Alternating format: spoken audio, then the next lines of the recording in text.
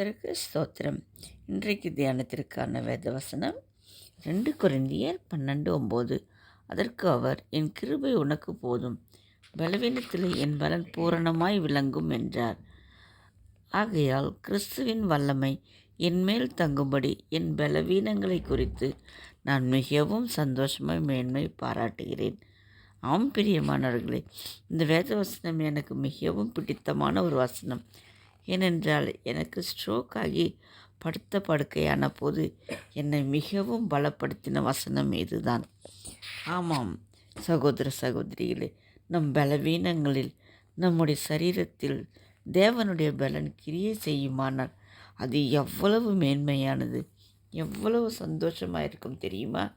நான் இந்த வசனத்தை சொல்லி சொல்லி ஜெபித்து உம்முடைய பலனை எனக்கு தாரும் என்று சொல்லி பலவீன நேரங்களில் எழுந்திருப்பேன்.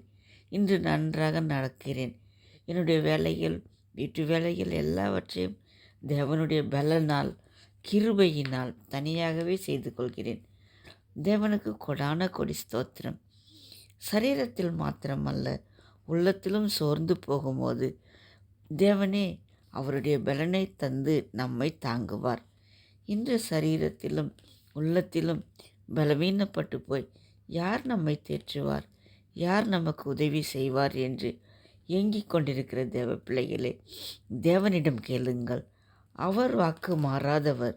அவர் தம்முடைய பலனை உங்களுக்கு உள்ளத்திலும் சரீரத்திலும் தந்து உங்களை பலப்படுத்துவார். நீங்கள் அவரிடம் அப்படியே கேட்டு பாருங்களேன். அவருடைய பலன் உங்கள் சரீரத்தில் வரும்பொழுது எவ்வளவு சந்தோஷமாக இருக்கும் பாருங்கள். நீங்கள் அதை அனுபவித்து பார்த்தால்தான் புரியும். எனக்கு பலன் கொடுத்து என்னை தேற்றினவர் உங்களுக்கும் அப்படியே செய்வார். கலங்காதீர்கள். தேவனை நோக்கி கூப்பிடுங்கள். அவர் அற்புதம் செய்வார். ஆமேன். ஹல்லேலூயா.